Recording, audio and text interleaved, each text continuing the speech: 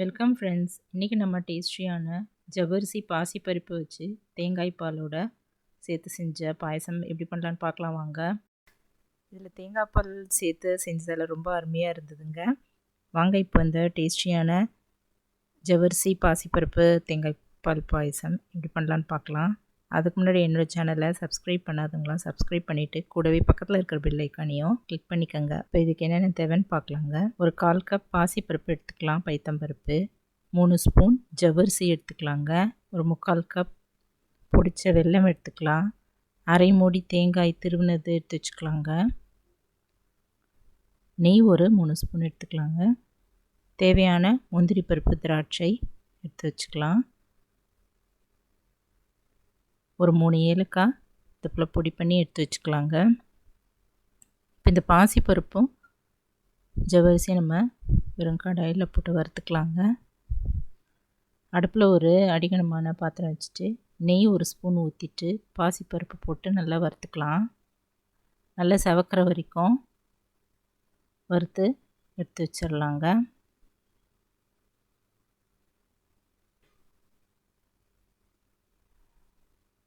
இது போல் நல்லா செவந்ததும் நம்ம ஸ்டவ் ஆஃப் பண்ணிவிட்டு இது ஒரு சின்ன குக்கரில் போட்டு ஒரு 1.5 டம்ளர் போல் நம்ம தண்ணி ஊற்றி அடுப்பில் வச்சுட்டு ஒரு 5-6 சவுண்டு வரைக்கும் நல்லா குழைய வேக வச்சு இறக்கி வச்சுக்கலாம். இப்போது அதே பாத்திரம் அடுப்பில் வச்சுட்டு கொஞ்சமாக நெய் ஊற்றிட்டு ஜவ்வரிசி போட்டு நல்லா வறுத்துக்கலாங்க. நல்லா பொரிஞ்சு வர வரைக்கும் நல்லா வறுத்து எடுத்து வச்சுக்கலாம். இது போல் நல்லா பொரிஞ்சு வந்த பிறகு நம்ம அதில் ஒரு 2 கப் அளவு தண்ணி ஊற்றிக்கலாங்க. நல்லா கண்ணாடி பதத்தில் வேக வச்சுக்கலாம்.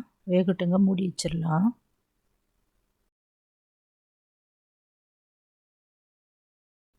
இப்போ இந்த தேங்காயை நம்ம மிக்ஸி ஜாரில் போட்டுட்டு கொஞ்சமாக தண்ணி ஊற்றி அரைச்சிக்கலாம். இப்போ இது வடிகட்டி எடுத்து வச்சுக்கலாங்க. ஒரு டம்ளர் அளவு நம்ம கொஞ்சமாக தண்ணி ஊற்றி நல்லா 2 தடவை நல்லா பிழிஞ்சு வடிகட்டி எடுத்து வச்சுக்கலாம்.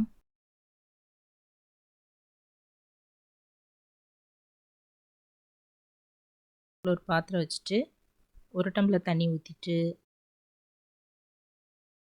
இந்த பொடி பண்ண வெல்லத்தை அதில் போட்டுடலாம். நல்லா கரண்டியில் கலந்துட்டு கொதிக்க விட்டுடலாங்க. கொதிக்கட்டும். இது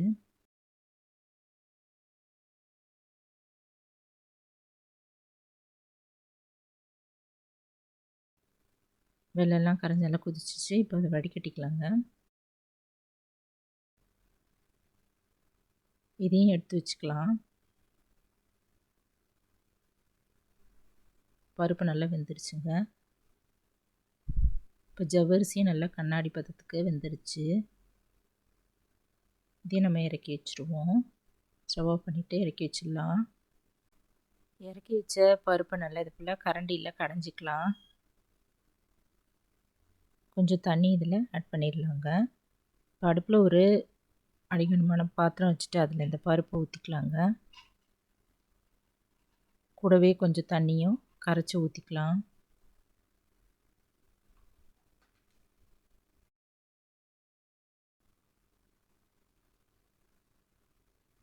இப்போ இந்த வெந்த ஜவ்வரிசியும் இதில் ஊற்றிடலாங்க.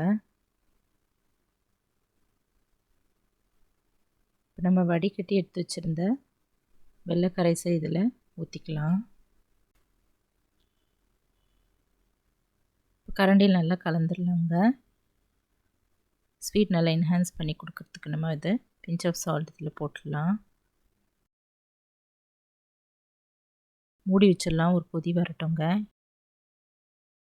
இன்னொரு ஸ்டவ்வில் தாளிக்கிற கரண்டி போட்டுட்டு கொஞ்சமாக நெய் ஊற்றி முந்திரி பருப்பு திராட்சைலாம் வறுத்து எடுத்துக்கலாங்க. முந்திரி போட்டு நல்லா செவந்ததும் திராட்சையும் போட்டுட்டு வறுத்து நம்ம ஒரு தட்டில் எடுத்து வச்சிடலாம்.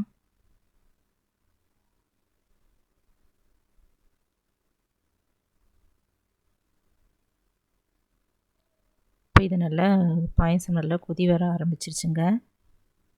இப்போ ஏலக்காய் இதில் போட்டு கலந்துடலாம்.